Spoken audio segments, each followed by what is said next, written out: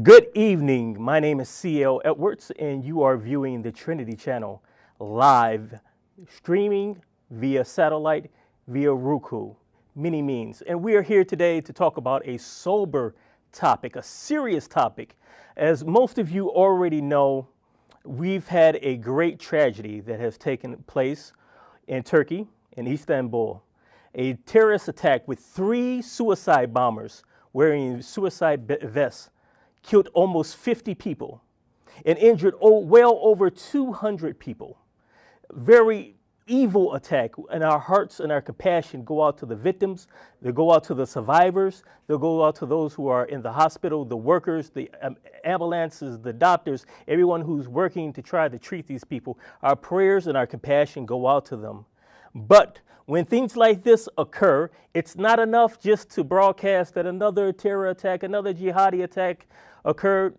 Several of them have occurred over the last week. Multitude upon multitude of jihadi attacks have occurred over this past month of Ramadan, and we're at the end of Ramadan now. But it's for us to ask the questions, why? Why is this taking place? Because when we look to the mainstream media, we get several different voices. When we look to the leaders of the West, like the President of the United States of America, Barack Obama, we hear all different types of explanations for what is going on and why these jihadi attacks are taking place. If you listen to one group of people, they'll say, these are just isolated incidences. These are people who are off their rocker. They want to be jihadis. They want to be mujahideen, and they're crazy. But it has nothing to do with Islam. It has nothing to do with Islam. Get that out of your head. Don't say that. That's Islamophobia. But then you hear other voices who say, no, this has something to do with, it has more than just something to do with Islam. These are mujahideen. These are people who are dedicated themselves to jihad, and they've dedicated themselves to perform jihad during this month of Ramadan. And ISIS made a proclamation on the web at the beginning of Ramadan, before Ramadan began, asking their affiliates, asking those who sympathize with them to perform attacks upon the kuffar, upon those Muslims they consider to be apostate. And this is the fulfillment of those who sympathize, who give their loyalty to al-Baghdadi, the leader of IS, and they're wreaking havoc all over the globe. Now, as evil as the incident in Istanbul was, that is not the only incident that has taken place within the last week. Did you hear me?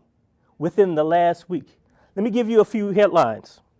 Lebanon fears more attacks after multiple suicide bombings. This just happened this week. Lebanon government warned on Tuesday of a heightened terrorist threat after 8 suicide bombers targeted a Christian village at the border of Syria. And they said that this is connected to IS, the Islamic State. But yet there's more.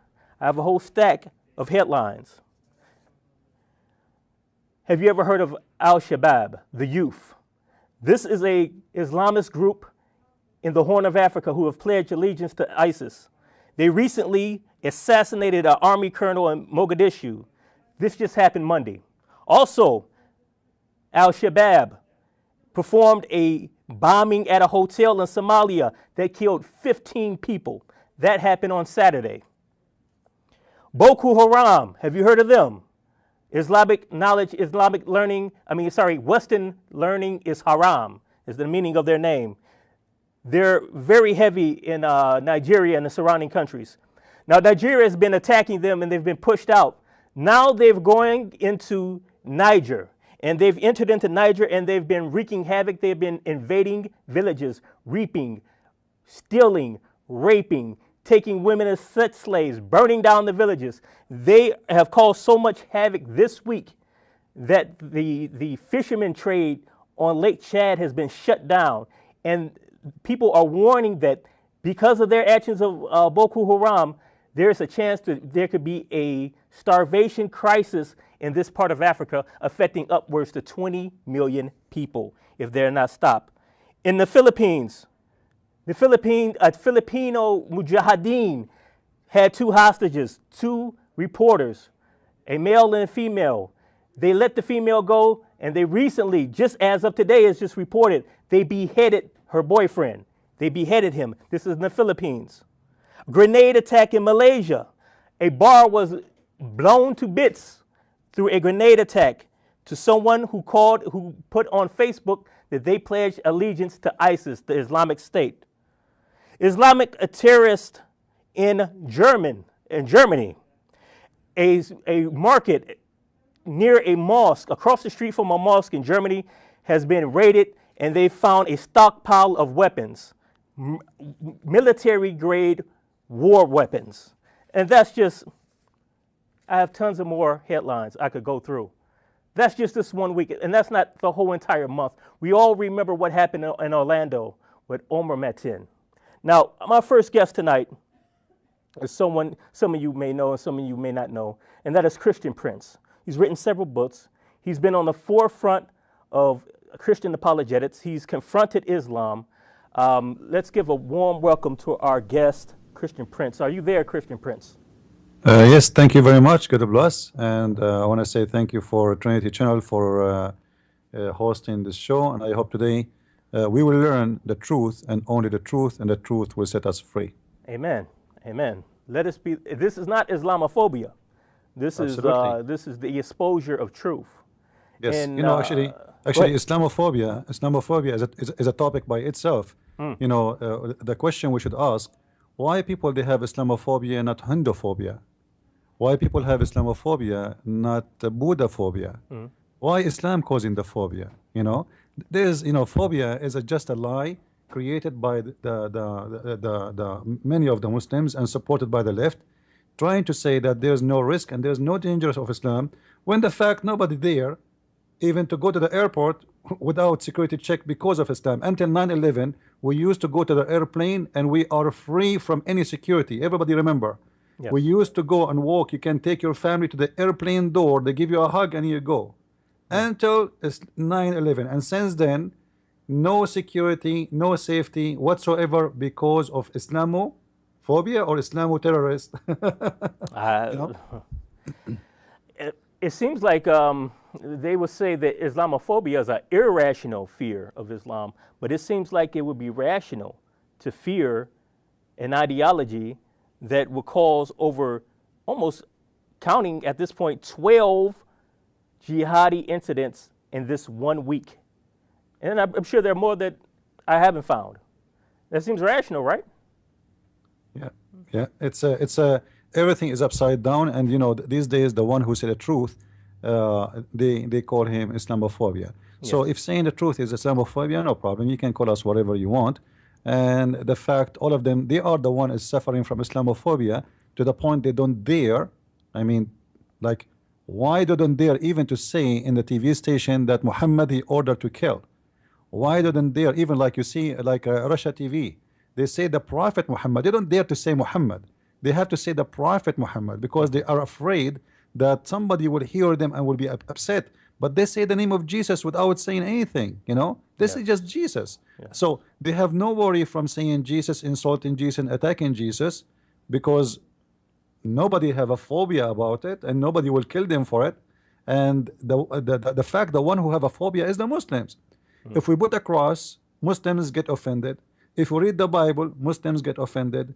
If we ring the bell, Muslims get offended. If somebody eat pork, Muslims get offended. They are the one who get offended from everything, but yet we are the one who have a phobia. And Muslims, they start their day praying 5 times a day by cursing the Christians and the Jews. And yet we are the one who have a phobia, when in fact we are the one who pray for the whole world, including the Muslims, for safety and for better life and to know the truth.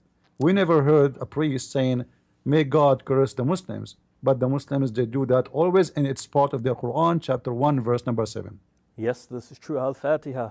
And you just reminded me of another headline recently this same exact week. In Egypt, over 1,000 Muslims went on a rampage in a city, assaulting and attacking 80 Christian homes because there was a rumor that they were going to start a church. So that was everything is possible. They get offended from anything. You know, anything will offend the Muslims, and it doesn't matter what do you do, they are offended. You say you talk, you don't talk, they are offended. Even if you stay home, just because you are being a Christian, you are offending them, because by being Christian, you are saying to them without talking that I don't believe in your prophet, and this is something offensive for them. So Islam is a religion. It is against any kind of tolerance, and yet everybody speak about the mercy and the beauty of Islam, and the unjust of saying all Muslims are terrorists. You know, for whatever I say in this TV, just for everybody to know, I am the one who present myself. I don't represent Trinity, which means Trinity channel, they have their opinion, they can say whatever they want. Whatever I say, I'm responsible for it. I say every Muslim believe in the Quran is a terrorist, because you cannot be a Muslim unless you believe in the manual, which is the Quran. And the manual of the Quran says clearly, I will install terror in the heart of the disbelievers. Now you will find many people, they come with many kind of interpretation falsely made just to avoid the accusation against Islam. However, they can come whatever they want, but the life of Muhammad proved that this is what Muhammad meant, and this is what Muhammad practiced, and this is what Islam is about. However, we are the one who speak Arabic. My first language is Arabic, not like those who do not know one word in Arabic, but yet they want to teach us what the Quran mean. Or even they translate the Quran when they do not know how to read Arabic, which is very funny. This is very true, what you're saying, and what you said sounds very hard to some people, especially in this day and age, where there are certain characteristics that are held up as must-haves. You must have tolerance, and you must have political correctness. You can't say anything about another group. That is a form of phobia, that's racism, that's hate, that's right-wing bigotry. But to say the truth, for me to simply read headlines from well-known news organizations, that's Islamophobia. For you to quote the Quran, that's Islamophobia. So at this point, as Christians and as people who love truth, we can no longer be afraid of people calling you a name. If you're afraid of someone calling you a name, then you have bigger problems. You have a real big problem. We have to stand boldly for the truth. I believe we have to stand boldly for the truth. Yes. Now, do we have today a Muslim with us in the show, brother? Like I heard that you guys have a guest. Is he there or not yet? He's not here yet. He will be here in 15 minutes, God willing. Right. He will be in 15 minutes. You know, you remind me of something. Once I was doing a seminar, and that was in the Philippines, and there was a minister. He is from a Canadian church. It's called Anabaptist. Yes. So he asked me like about my seminar, what I do, etc. So I said I teach people about Islam, and then he said to me, I have a Muslim friend. You know, he said like he don't like what I am saying. So he said to me, you know what, I have Muslim friends. I said, you do, but they don't. He said, no, I have Muslim friends. I said, you do, but they don't. He don't understand what I'm saying. You know, he's not listening. He said, what are you talking about? I told you I have Muslim friends. I said, you do, because you are a good guy. You take them as a friend, but they don't. Muslims are not allowed to take you as a friend. Chapter 5, verse 51. And right away he says, you are the kind who divide people. I said, what divide people? When I quote the Quran, I'm dividing. I'm not the one is dividing. It's the Quran divide people. It's the Quran saying, take not the Christians and Jews as a friends. So for me quoting the Quran, you blame me that I am the bad person. Not the verse is saying that, it's me. So I'm just showing you that when you say I have a Muslim friends, you are very wrong, because Muslims cannot take a friend unless he is a Muslim. And this is unless correct. they are lying to you. That is correct. So you say to me, I have Muslim friends. I say, yes, you do, because you are a good guy. You have a good heart. You are a Christian person. You take them as a friends. But Muslims are not allowed to take you as a friend, which means you are always considered as an enemy. This is the only meaning, you know, to take someone as a friend. And that's our example from Jesus himself, who was a friend to sinners, who associated and who would be invited to a dinner by a sinner, by a tax collector, and he would accept the invitation, and the religious authorities would look down upon him and look at him and say, how could you be a rabbi and go to the dinner invitation from a tax collector? But our Lord would do that, and we follow our Lord if we are true Christians. but they follow Muhammad and his companions. And they said to enjoin the good and forbid the evil. Correct. And the greatest form of enjoining the good and forbidding the evil is with the hand, physically. If you have the power and you have the ability, it is wajib upon you to stop evil and to put into effect the good, and the good is the Sharia. You know, the term evil and good in Islam, sadly, sometimes some Christians, they think we share the same terms. Like, you know, when a Muslim, he says Islam is against theft, as an example, they think that this is true. You know, Islam is against theft. Even the Prophet of Allah, he cut the hand of a thief, but they will not tell you that if he steals from a protected person, Muhammad is the same as a gang leader. If you are under his protected deal, which is converting to Islam, he protect you, you are part of the gang. But if you are not part of the gang, then somebody stole it from you, it's okay. Actually, he encourages men to steal from those who they are not part of the gang, which means they are not Muslims. So the word stealing does not have the same meaning in Christianity and in Islam. In Christianity, it doesn't matter you steal it from who, it is bad, it's against God, it's a sin. You steal it from a Muslim, you steal from a Jew, you steal it from a Hindu, it doesn't matter, you are a thief. In Islam, no. You are a thief only if you steal from someone he is protected by Allah, which means he is a Muslim. In Islam, adultery have different value, which is, you know, like in Christianity, Jesus, he said, if you look at a woman and you wish her, you committed adultery with your heart. Muslims, in their Quran, they believe in something it's called al-lamam, which means a Muslim, he can look at a woman, he can play with her body. I don't want to speak in graphic. He can touch everywhere, and as long as he don't have sexual intercourse, this is not adultery in Islam. This is a small fault. So adultery in Islam have totally different meaning too, you know. And that can goes for everything, even lying. Jesus said even you cannot take an oath. Either you say yea, yea, or nay, nay. You don't say by name of God, and you don't lie, because any lie is coming from the devil. Muhammad, he said you can lie in 3 cases: to your friends, to your family, and your enemy. And for God's sake, who left? Who's left? If you can lie to those 3, that's a good point. Nobody is left, you know. It's a good point. There's nobody left. I don't know if this was the surah that you were referring to. No, this is earlier. in the hadith. No. I'm talking about something you said earlier about terror, striking terror in the heart. But I was looking at Surah 8, 12, and 13, where it says in the English translation, remember when your Lord inspired to the angels, I am with you, so strengthen those who have believed. I will cast terror into the hearts of those who have disbelieved. So strike them upon the nets and strike them upon every fingertip. This is because they oppose Allah and his messenger. Whoever opposes Allah and his messenger, indeed Allah is severe in penalty.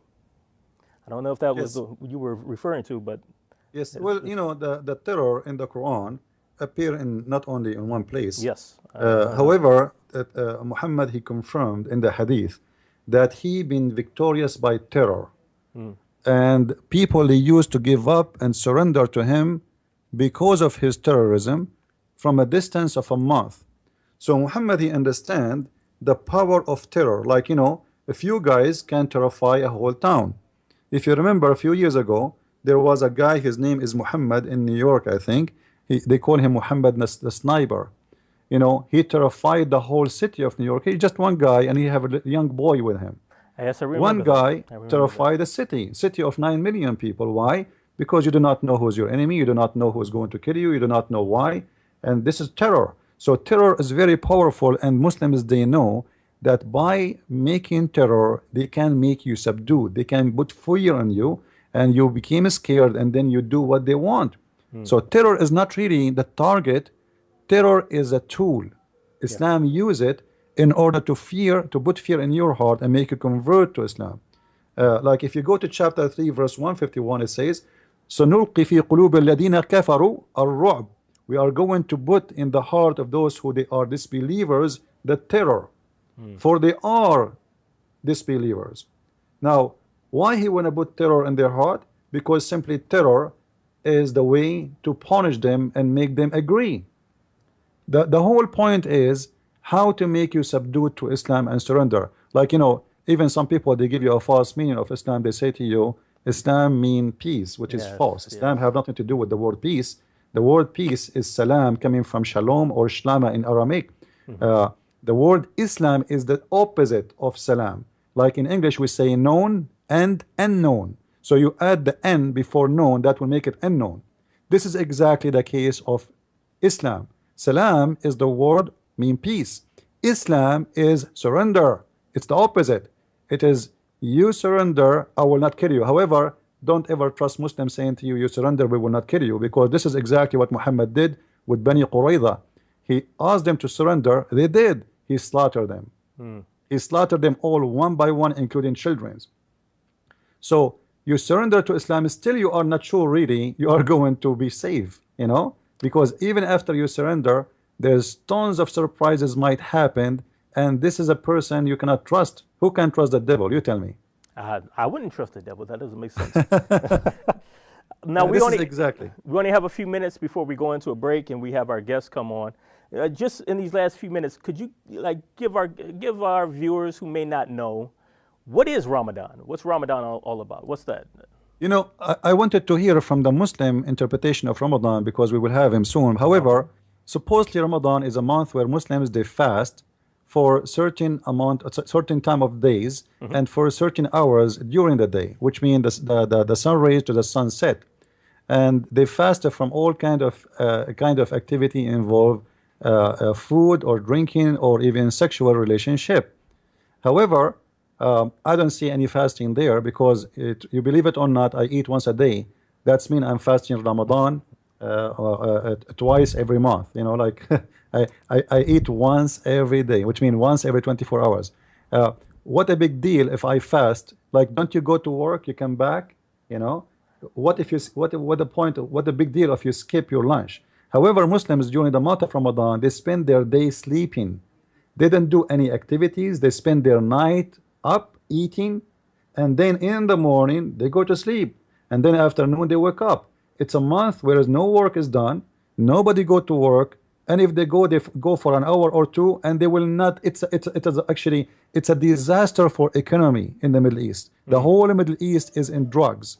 Nobody doing any work. Even in the government, they close. Like in Saudi Arabia, they close the offices by 11. They take a break, and then after that until 1, and at 1 they open for a half hour, and then they go home, which means nobody doing any work. So the whole country will be in a sleep stage, and yet they say to us, you are fasting. Fasting is someone, he go to work, he work hard, he sweat and etc., but not the one who spend the night up watching TV and movies and eating as much as he can. Actually, in the month of Ramadan, all Muslims, they suffer from the increase of weight, because they eat up normal. They don't eat the way it is. This is why the prices of food in Ramadan go skyrocketing. If people are fasting, why the food go crazy? You know what I mean? If people abstain from eating, they eat less, the food price should drop, because it's about demand in the market. So if nobody is buying, like I used to buy 1 kilogram of meat, let us say, I buy half pound, or so if my food decrease, then the price of food should decrease too. But because my food is increasing, the price of food increase, and it not only increase, it goes so crazy. So this month, it's not a month of mercy no more, because the poor guy, he suffer. The only one, I guarantee you, is fasting in the month of Ramadan is the poor man, for he cannot afford to buy the food in this month, because the price of the food goes so crazy. But the rest are not fasting at all. They spend the whole night eating the best of the fruits, the best of the meat, watching. If you see the TV in Ramadan, in the month of Ramadan, you will not believe it. Belly dancers. Where is Ramadan? Well, it is the month of hypocrisy. I remember when I was a kid, once we were leaving a house of a Muslim boy. He is in my age, and then he said, wait. I said, what? He said, I have to put some salt on my lips. I said, why? He said, it's Ramadan. I said, so? He said, I don't want people to know that we were drinking tea. So he put salt in his mouth to make it look dry, and then he said, don't talk to me now. I have salt in my mouth. So until when he's done, I said, "How you learn this?" He said, "My dad he do it too, and my brother he do it too, and my mom do it too." So everybody put salt in their lips before they leave the house, in order to show themselves that their lips is dry and they are fasting and they did not drink the whole day. But in fact, nobody is fasting.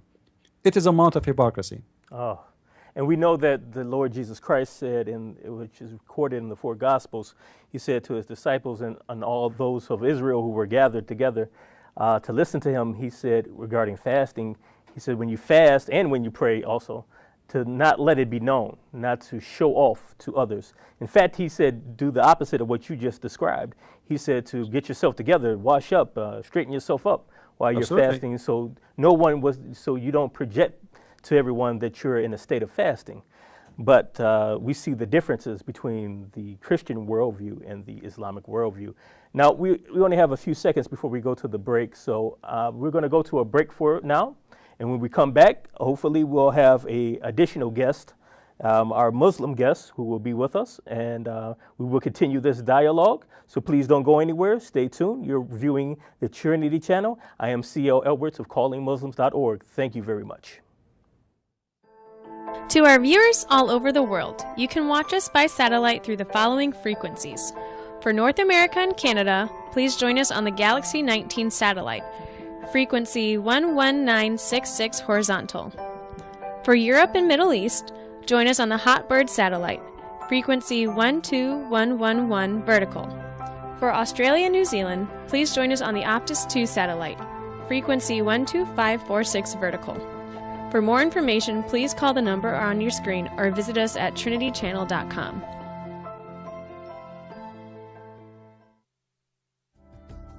You can now watch ABN and the Trinity Channel on your iPhone and iPad.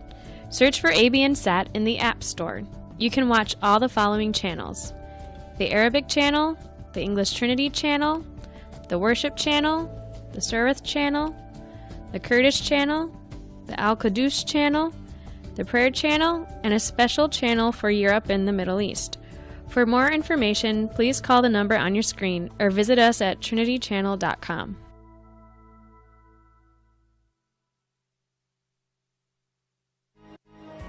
To all our viewers, you can now watch our shows on the following platforms, such as Android tablets, Android boxes, Android phones, a Chromecast stick, your smart TV, or a Roku stick. For more information, please call the number on your screen or visit us at trinitychannel.com.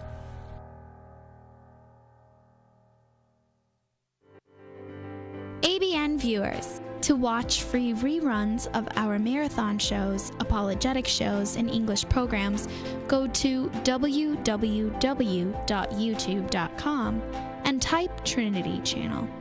Here at ABN, we make it easier for viewers like you to watch programs. For more information, call us at 248-416-1300. Yes, welcome back to the Trinity Channel. I am C.L. Edwards from CallingMuslims.org, and you are viewing a terrific show today. We are talking about Ramadan, and we're talking about some of the jihadi terror incidents that have occurred over this past Ramadan month. If you didn't know, if you're not Muslim, you don't know about these things, we are in the Islamic month of Ramadan, and it has been a very bloody month. Now, that's not Islamophobia. That's just me stating a fact. And if I'm not allowed as a Christian to state a fact, then we have a real problem. I'm not the one who's being the bigot. You're the one that's being the bigot. And I have the right to say that you're being bigoted towards me. And I have the right to stand up for myself. Now, we are expecting some guests to come in. They haven't quite arrived, but very soon we will have in-studio guests, Dave Ajami and Edip Yüksel. And Edip is a Muslim of Turkish descent, and we are hoping that he'll be in. But we do have Dave Ajami, who will be in the studio here with us to continue this discussion. Now, for the last half an hour or so, we've been talking with Christian Prince, a Christian apologist extraordinaire, author, a speaker, and a all-around scholar of Christianity and Islam. Christian Prince, are you still there? Yeah, I'm worried that our Muslim guest will not show up because You scared him. He was looking at the live stream, and maybe you said something that was very offensive. I don't know. No, I don't think what I said. I think he did search about me because this is what Muslims do. If you remember ABN before, they offer Shabir Ali a debate with me, and then he accept, and then he send an email to ABN saying to them he is busy right now doing PhD, and since then he is doing PhD and he never finished. You know, this is the case of all Muslims. So I hope that I'm wrong, and he will show up. I hope he's listening, because it's not nice to promise us to be here. And I understand you are Muslim Quran only, and supposedly that will make it more difficult on me. Don't worry, you will be supported by Allah and His Prophet. You will win. And we are not debating anyway. We are going to have a nice conversation, and we will see what the month of Ramadan is about. So I encourage the Muslims not to fear. Like, you know, if you have God in your side, who could be against you? Yes. Right? Yes. So don't fear anyone. If Allah is a true God, for sure you will win. Now, for me, in my case, I have no fear because I believe strongly in my Lord, and I believe strongly if Lord is with me, who could be against me? Amen. So be with us and show us, and at the same time, I encourage the Muslims to be real, you know. I mean, stop being hypocrite, trying to sell out Islam to the West. I want to see a real Muslim who want to say things as it is. But it's hard to find some Muslim who will say things as it is to you. Yes. Well, well, as it was reported in the Hadith, Muhammad himself said that war is deception. And from the jihadi, from the mujahideen standpoint, they are at war with Christians and non-Muslims and the kuffar. So there's a different motivation and a different tactic. Now, I said earlier that we were going to have Dave Ajami live in the studio. I guess that has been changed. We do have Dave Ajami, but he is with us live via Skype. Now, do we have a connection with Mr. Ajami? I'm here. I got you loud and clear, and it's Ejima, but I got you. Ejima. Sorry. No problem. Charge it to my head, not my heart. There you go. There you go. Now, we have been discussing Ramadan. We've been discussing what's been going on for the previous month. I read off headlines from the previous week of all types of incidents that have taken place. People who are claiming that they are mujahideen, that they are fighting in the name of Islam, and they have attacked people. Recently, we just saw a very grave tragedy that took place in Turkey, and our prayers are with the victims and those who are injured and those who are having to deal with that. We don't wish death or destruction upon anyone. Our prayers are for them, but a recent ISIS-related attack, according to government officials, they're saying that this most likely took place or was orchestrated by ISIS in Istanbul. Can you give us your standpoint, your reaction to this recent attack and the whole idea of Islamic jihad in principle? Who are you asking that to? I'm asking it to you. Okay. Yes, sir. Well, first of all, I'm surprised that Turkey is basically buying oil from ISIS in the background and supporting ISIS for jihad by doing that. But I think they just got a wake-up call that ISIS is attacks anybody they want to attack. But I think it's important for people out there that are listening in the United States to know what Ramadan really is. And that's really supposed to be the Holy of Holies, if you will, where they get together and they basically fast from sunrise to sunset. But just before sunset, they usually get up early in the morning, eat a big breakfast, and then they abstain from drinking, eating, smoking, and sex between dawn and sunset. Okay. And then after sunset, then they go ahead and eat and feast again. So it's not really a fast like we think of that Jesus went through when he was in the desert. And another thing I think people need to know is during Ramadan, for example, there's hundreds of thousands of sheep that are sent to Saudi Arabia during Ramadan for slaughter from both New Zealand and Australia. And that what they slaughter, they kill, it's not an atonement for their sin. Like we believe as Christians that Jesus died once and for all, and all those Old Testament ideas of slaughtering an animal and putting your hand on their head. It was just an image of what Christ was going to be in the future. So we don't believe as Christians anymore that you have to slaughter any animal, because it just pointed to Jesus Christ as the ultimate sacrifice for our sin. But when they do kill all those animals, they're supposed to give 1/3 they eat, 1/3 they give to friends, and 1/3 they're supposed to donate to the poor. Well, obviously when you slaughter that many animals, hundreds of thousands of them, the meat rots and it really doesn't go to the poor. But during Ramadan also, they're supposed to consider giving money for like a tithe, what a Christian would give, an alm, if you will.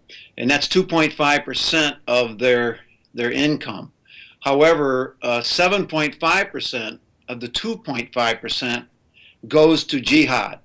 And if they are in war, which they would say they are with the infidels at the present time, all of the 2.5% can go to jihad. I think people have to understand that, looking into the future, that they're really taking money for jihad. And the other thing I think you have to understand, that the worst times possible for terrorism is going to be the last 10 days of Ramadan, because that's the point where they all sit down and they pray to their God, and they're hoping for an encounter with the same angel that Muhammad had, supposedly. And if they get that encounter, they know they're going to heaven. If they don't get that encounter, then they're not sure they're going to go to heaven, because their way of going to heaven is only two ways. One, they have to earn their way. They must say there's no God but Allah. They have to pray 5 times a day. They have to give alms, like I just said. They have to fast during Ramadan. They have to make a pilgrimage to Mecca. Or they have to do jihad. Now, when they're waiting for this angel to speak to them in that last 10 days and they don't get that answer, that's when they're going to say, well, I guess I'm not going to go to heaven, or I'm not sure. If Allah's not in a good mood, I guess the best thing I can do is do jihad, because then I'm sure I'm going to go to heaven. And I would like to say to the Christians out there, that's probably the best time that Christians need to be on their knees and praying for the Muslims, because they're open to visions and dreams. Unfortunately, they're not going to get the visions and dreams from their God, their anticipated God. We hope that they get a vision or dream from Jesus Christ and the Holy Spirit. Amen. Amen. Thank you very much. Now, we do have a Skype connection with our third guest who is with us today, Mr. Edip. Yüksel, I don't know if I pronounced your name correctly, but you can come on and correct me if I'm wrong. Are you there, Edip? Yeah, I am there. I'm trying to record it too. I don't know whether the quality of recording would be better than yours. Okay. Hi, the gentleman who is talking, I didn't get his name. My name is Edip, E-D-I-P. Last name Yüksel, Y-U-X-Y-U-K-S-E-L. It means author excel, Edip Yüksel. Okay. And the gentleman's name? That would be Dave Edima. I wish that you put his name there. Anyway, okay. We also have another guest on here, Christian Prince. Okay, Christian, and I didn't get his name again. I don't know how. Can you spell it for me? Dave, as like the prophet David. Dave. Dave. Oh, okay. Dave. Okay. Hi, Dave. Let me start with this. Today's Sunnis and Shiites are the #1 enemies of Prophet Muhammad and his message, and also the enemies, of course, of Jesus and Moses. Their message was monotheism. Their message was peace and justice, and also rejecting the traditions, superstitions of their ancestors. Now, as today's Christians has nothing to do with Jesus. Like the Christians who bombed Iraq, killed 1 million people, hundreds of thousands of children and women killed by those, they are not Christians. Or those killed who showered bombs, napalm bombs on Vietnam, they are not Christians. Or Moses has nothing to do with those Jews who went 2 years ago to Gaza and killed 2,000 people, claiming that there were peanut-sized rockets coming, and killed no one except 2 soldiers while they were killing the Palestinians, and 500 children they killed. They have nothing to do with Moses. Or the Christians who burned the witches they have nothing to do with Jesus. Or Christians who burned Tyndale, the first translator of the Bible, they have nothing to do with the same with Jesus. So, Or those what who are I'm getting from you is let me finish. Or Okay, those okay. who are making billions of dollars from military weapons, production of it, and selling around the world and creating wars in order to sell more. They have nothing to do with. There are tens of millions of people in the United States alone making big money out of these weapons that these terrorists are using. However, when I look at the word terror, what is the terror? Like in just last 20 years or 15 years or last century, Christians killed 666 times more than Muslims killed. Just look at the two world wars, Christian wars, just recent wars, Christians. No, let me ask you a question, because you said a lot of things. Let me ask you a question. Now, you just said that Christians killed more than Muslims over the last 100 years, but at the same time, you said that those people who did those bombings in Iraq and those people who did bombings in Vietnam and different places, they weren't Christians. So I'm confused at that point. Could you clarify? You're saying that Christians have killed more people over the last 100 years, but in the beginning of your monologue, you said that those people were not Christians. The newborn Christian president of the United States, which supported the newborn. Do you hear me? Yes, I hear you. The newborn Christian president of the United States, Bush, and his Christian supporters who prayed for him, voted for him. He made up Muslims voted for him too. He invaded Iraq. He killed 1 million Iraqis, according to Doctors Without Borders. A question for you Christians. Did you condemn them as one of the biggest terror acts in history? Did you condemn? Or did you condemn 2 years ago when 500 children, Palestinian kids, were killed by Nazis, by Nazi sympathizers? So what I'm getting from you is that you condemn that. I am asking you the honesty. I'm an honest person. I receive death threats from ISIS because I tell the truth to Muslims. I tell the truth to Christians too, but you don't have the courage, the honesty to criticize your crimes. Okay, I don't have any crimes. But let me ask you, you said that, so what I'm getting from you, from what you said, is obviously you do not consider ISIS or ISIS supporters or ISIS sympathizers or the people who are claiming to be mujahideen who have done over 12 terrorist acts this past week. You do not, it would be safe to say that you do not consider them to be real Muslims. Oh, like you are not a Christian either. You are Christian. You are not following Jesus either, because Jesus. I'm not following Jesus. No, you are not. How do you know I'm not following Jesus? You are fake like your ancestors were, because you are following the teaching of Saint Paul, who is a hypocrite. Well, actually, my ancestors were African and they were enslaved by Muslims. What did you say? My ancestors were Africans and they were enslaved by Muslims. Okay, let me tell you. Here is slavery in the New Testament. In the Old Testament, there are numerous verses. But did you just hear what I just said? Sir, did you just hear what I said? You said that I wasn't a real Christian, and I'm an African American. My ancestors were brung over here on the transatlantic slave trade. Europeans purchased them from Muslims who established slave auctions in Africa, along the coast of Africa. Slavery. Those Christians, they have nothing to do with Jesus, who are slave owners. Okay. And those Muslims who are slave owners, they have nothing to do with Islam. Muhammad owned slaves. Excuse me. Muhammad owned slaves. No. No, Muhammad did not own slaves. Absolutely big lie. Okay. He freed a slave. Oh, okay. He freed a slave. Okay. How do you know if he? So where in the Quran does it say that he freed a slave? Okay. Now, do you want me to talk a little bit about slavery? No, I want you to answer my questions. Okay. Here is the Quran says slavery is the biggest sin, is the unforgivable sin. Okay. Because slavery is shirk, polytheism. If someone enslaves another human, becomes his lord. Okay. It is in Arabic. It is Rabb. Lord have mercy. You know Arabic. Who knows Arabic here? Abd means the slave. Okay. A person cannot be the abd of another other than God. If a person claims someone to be his abd, means his slave, he becomes like Pharaoh.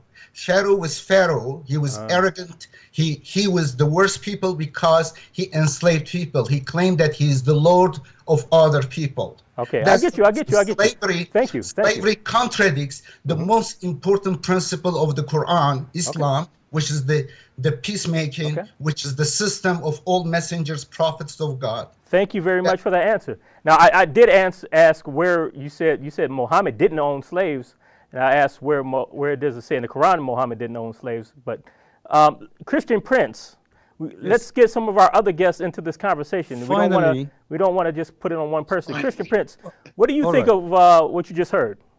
Finally, you put me on air. I'm muted. I'm trying to share, and this guy is rambling all over. First of all, you are changing the topic, and which is a sign of hypocrisy.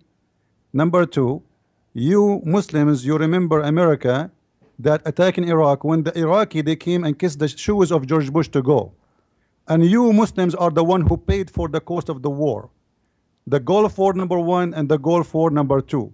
You Muslims are the one who asked America to involve in Al-Bosnia, and you kissed the shoes of America to protect the Muslims in Al-Bosnia. You Muslims are the one who's asking the America right now to stay in Iraq. After Obama, he asked to withdraw. You Muslims are the one who asking America to stay in Turkey, your country, and you are the one who is giving them a base to stay in your country, and yet you hate America. You Muslims are a bunch of hypocrites, and you have no dignity. Number two, you are a person who says that you Christians, you kill more. According to Christianity, we kill only to defend ourselves. The one who died by the sword, the one who killed by the sword will be killed. You Muslims are the one who attack us. For 600 years we have no crusade whatsoever. The crusade started after you Muslims attacked us, not before. For 600 years we never heard of crusade. Enter you Muslims, and your Turkey, actually the one you are living in, it is an occupation on our land. This is our land, and you speak about killing and attacking and taking the land of others. This is the Constantinople. This is a Christian land. You invaded, you Turkish. Number two, you said Islam is against slavery. In front of everybody is watching us, I challenge you to show me the verse in the Quran that says that slavery is a sin. Just to show everyone that you are making things up. Number three, you said Muhammad, he never owned a slave. I saw your translation of the Quran. Now let me tell you about those who follow Khalifa. They found the hadith exposing Muhammad, so they said to themselves, we are going to reject the hadith because hadith is exposing our prophet, who is nothing but a child molester, who is a criminal, who is a thief, who is a killer, who even spy at his own son's wife when she was almost naked, and he forced his son to divorce her so he can have her. They rejected all the hadith, but now the Quran became a problem still, because a lot of stories in the Quran is very offensive. So what they come with is a new solution. Let us change the meaning of the Quran. So this guy, he come with a new interpretation of the Quran and a new translation which fit with whatsoever with nothing. And he just said, we heard him, that the Shia and the Sunni are the enemies of Islam. He did say that. Who is left? How many like you in the world who believe in what you believe? 1,500? So according to you right now, all the Muslims are nothing and they are not Muslims. You are the only one Muslim left in this earth. So who care for you? Who count? You count for no one.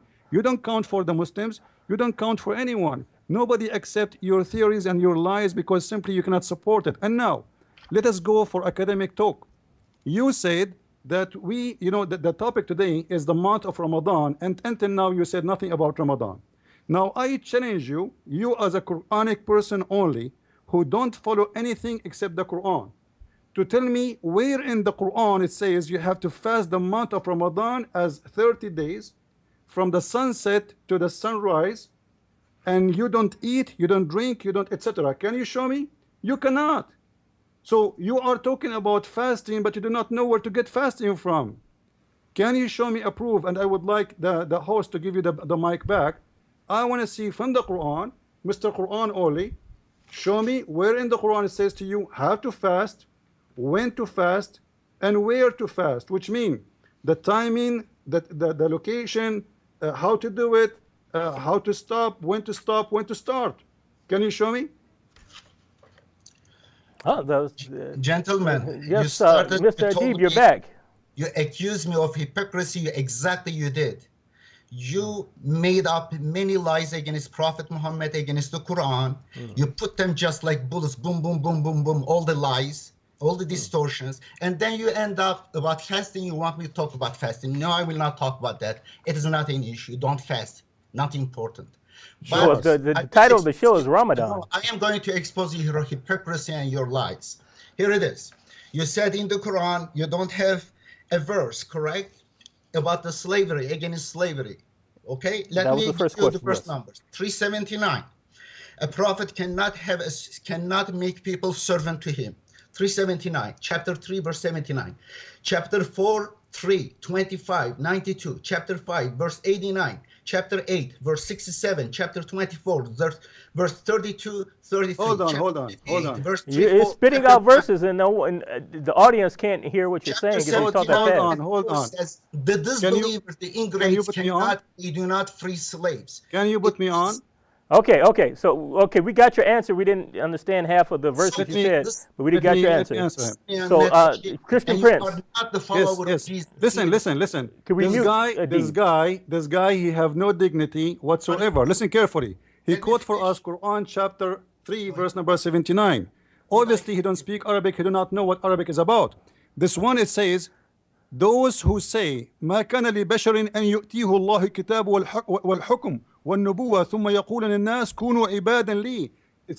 There's no for a prophet to say, be my slaves and worship me. This is not about owning slaves. You are a very funny Muslim. Read it carefully. It says, and even in your translation, it says that. You see how hypocrite you are?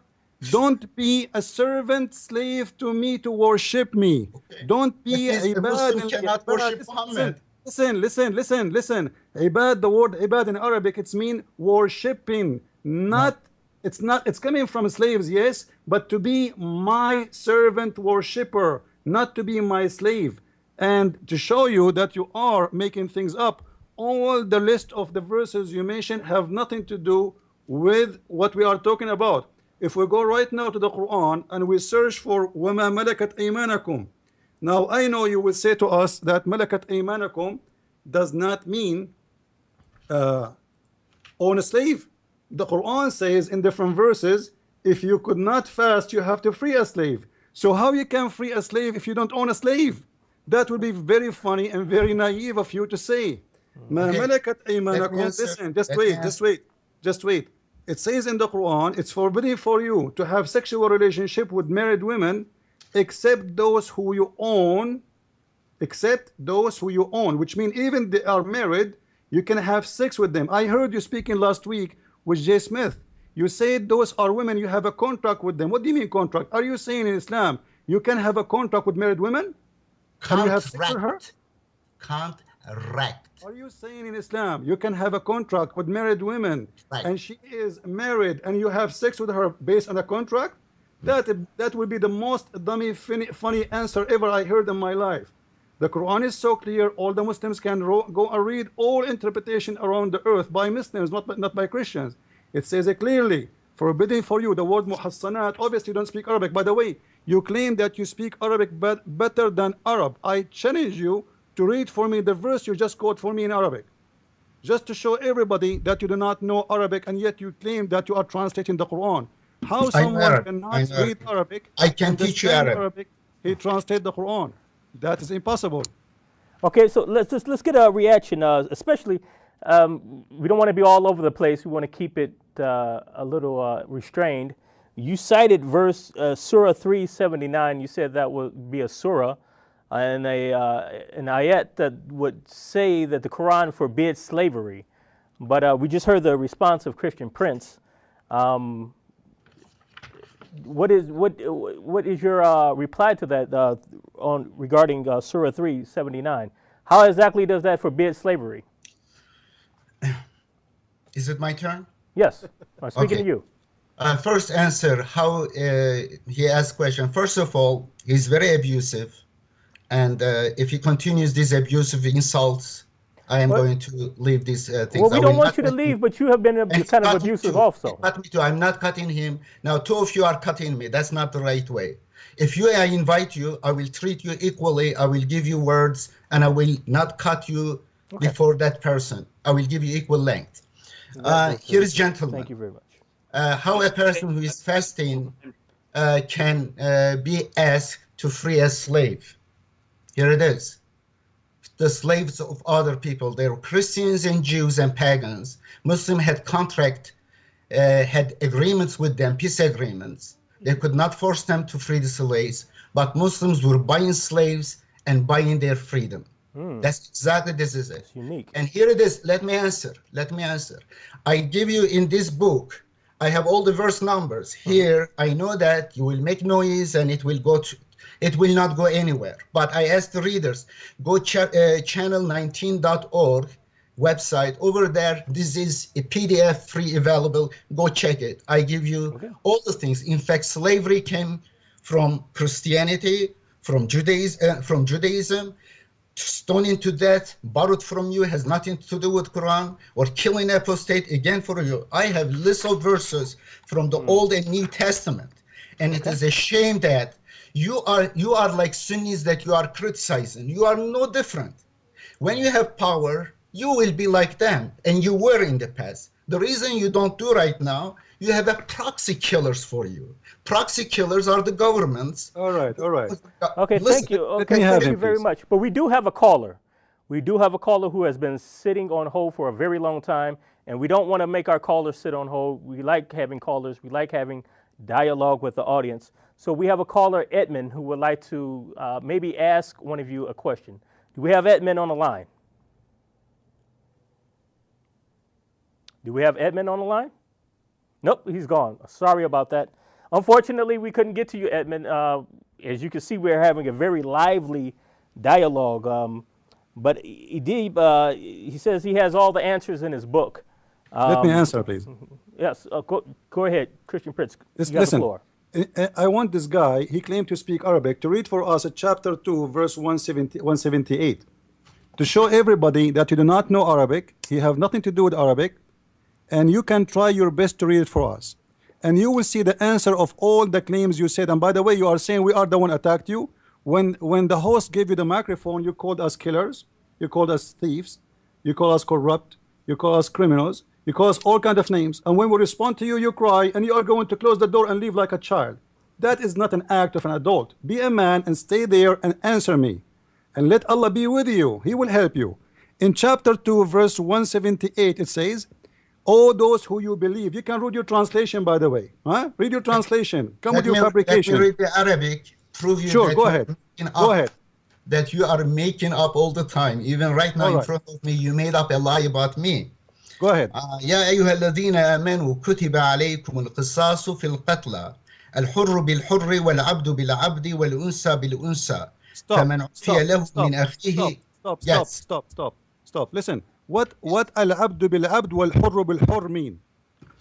The free with the free, the slave with the slave. Thank you very much. It's not your slave. Listen carefully. Okay, guys. One person at a time. We got to have one person at a time. One person at a time. If a Muslim, he kill a free man, the free man will be killed. In the case of a slave, if a Muslim, he kill a slave, his slave will be killed. This is the madness of this religion. They got the law of Moses wrong. Eye for an eye. It doesn't work this way. So in this case here, it says if a free man kill a free man will be killed.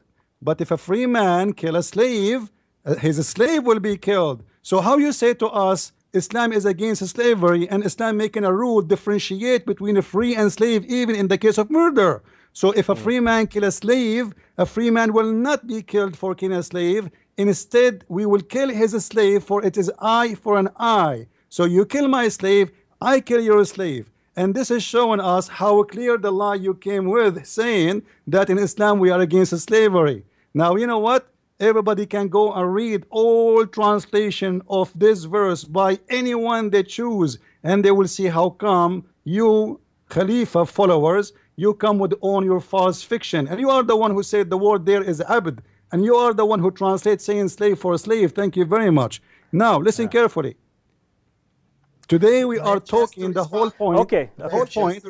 Okay. The whole point. Christian Prince, can I just interrupt you one quick second? We have to go to a break for one moment, and we can come back and we can get some answers, and we can ask some more questions to have some more dialogue.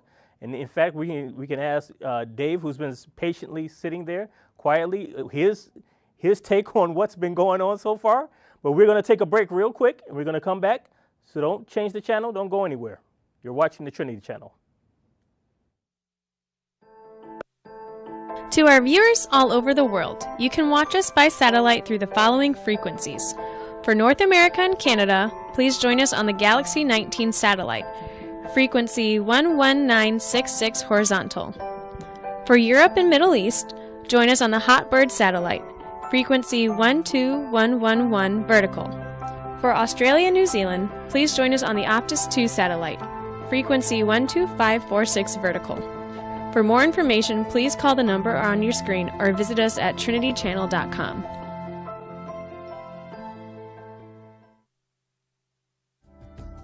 You can now watch ABN and the Trinity Channel on your iPhone and iPad. Search for ABN Sat in the App Store. You can watch all the following channels: the Arabic Channel, the English Trinity Channel, the Worship Channel, the Surith Channel, the Kurdish Channel, the Al-Quddus Channel, the Prayer Channel, and a special channel for Europe and the Middle East. For more information, please call the number on your screen or visit us at trinitychannel.com.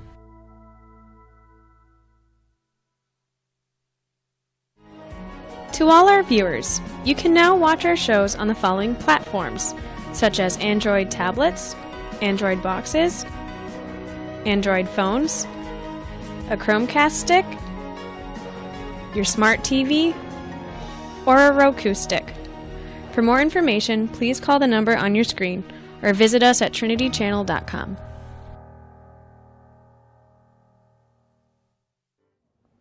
ABN viewers, to watch free reruns of our marathon shows, apologetic shows, and English programs, go to www.youtube.com and type Trinity Channel. Here at ABN, we make it easier for viewers like you to watch programs. For more information, call us at 248-416-1300. And yes, this is C.L. Edwards, and we are back again. You're viewing the Trinity Channel, C.L. Edwards of callingmuslims.org, and we have a very lively conversation going on today. We have several guests with us: Dave Ajima, we have Edip, Yüksel, a Muslim of Turkish descent, we have Christian Prince, and the show topic today is Ramadan and human blood sacrifices during Ramadan. Now, before we get back into our conversation, we do have a caller, and we do want to make priority for our callers. So do we have the caller online now? Yes, caller. I am on the line. Yes, caller, you may speak and ask your question or make your statement. Yeah, this is Edmund. Yes, Edmund, how are you doing? Good. My question to the Muslim follower, is this is Ramadan now, and Muhammad, he killed Asma bin Marwan. She had 3 kids. He killed her in Ramadan. He killed another lady. They call her Urfa. Fi Ramadan. In Ramadan, he killed her. He got Sophia. He killed all his village plus her parents, and he got sex with her same night. He got married from Zainab bin Jahsh. I think his son's wife, and I want to know, and he got married from Aisha, is 9 years old. I want to know, he's a prophet or he's a double? Okay, that's your question. And in the Quran, they say, أيها النبي حرض المؤمنين على القتال. He understand what that means. And في آية تانية بيقول فيها القرآن وأعدوا لهم ما استطعتم من قوة ورباط الخير ترهبون عدو الله وعدوه. ترهبون, that means it's a violence, it's a terrorist. Okay. I want to know, he's a prophet or he's a double? And thank you. Thank you very much for calling in. Now, I think I know what Edip's answer is going to be, since he rejects the Sunnah and the Sunni position, but let's hear it directly from him. Edip, did you get to hear the caller's statement in question? Yeah. First of all, the verse about, do you hear me? Yes, I hear you. The verse about fasting, again, that distorted. It was a multicultural, multinational, democratically elected leader. Muhammad was in Medina, and Jews and Christians and pagans, like believers, they were free in their affairs. They were following their own system. Therefore, they had slaves, and therefore Muslims were supposed to go free the slaves. That is, and interestingly, you have verses over verses about promoting slavery in the Bible. And but the question wasn't about the Bible. The question wasn't about the Bible. Thank you for your answer, though. And fear of God, submit yourself to your masters, not only to those who are good and considerate, but also who are harsh. Okay. All right. Thank you very much. But let's hear from Dave Ejima. He's been quiet for a long time. You've gotten to hear the dialogue. You've gotten to hear our Muslim guest who has been here. What say you to all of this that's been going on? Well, the Bible says where there are many words, there is sin. And I heard a lot of that coming from the Muslim here from Turkey. But let's get to the heart of the matter. We're talking about Ramadan.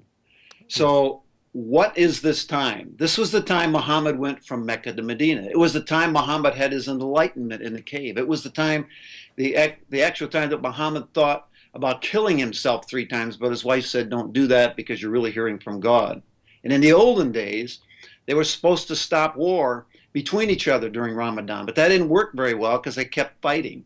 So basically, that is a little bit of historical background. Yes. And what is going on now? June 14, 2016, in France, a 32-year-old Muslim stabs a girl because during Ramadan as basically a sacrifice, something he thinks he should do. Jihadists have left Syria for Europe to shed blood. A Somalian immigrant shot by a SWAT team in Texas at a Walmart. So far, 532 people killed during Ramadan. Turkish airport has just been bombed, and the Turks are buying oil from ISIS, which is funding the very thing that's bombing them. So the link between Ramadan and extreme violence in Islam has occurred in antiquity. And it just, when Muslims complain about violence, for example, to Muhammad, about fighting during Ramadan, Muhammad had a new revelation in 2:17, which states, it was those committing the attacks that were the true victims, because non-Muslims, by their sheer presence, were denying Muslims the ability to follow their religion. Now, how ridiculous is that? Others, for example, killing homosexuals was not a great sin because such temptation was a far greater sin. The Quran 3:110, Muslims must do right and forbid evil, and since we're not Muslims, we're evil, I guess it's okay to kill us. And what did the U.S. government just do? It warned citizens of increased attacks during Ramadan. Abu Muhammad al-Adani said, jihadists, get prepared. Be ready to make it a month of calamity everywhere for non-Muslims. So we're an equivalent of a blood sacrifice during Ramadan for these radicals.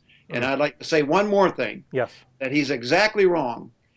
Islam has been the biggest killing machine in the history of the world. They don't even have accurate numbers, total accurate numbers, but somewhere between 270 million and 560 million people have been killed by Islam. And what was their sin? They weren't believers in Islam, therefore they died. And as far as slave, that's a whole different issue. Then I'd have to ask them, what are the Hemis? What's the Jiza? You can go into this. This man's way off base. Yes, truly tragic. But we do have a caller, and like I said, we do want to give priority to callers. Now, do we have our second caller of the night up online? 3, 4 people. Do we have another caller? 4 against 1. I guess we don't have our caller up yet. Hello.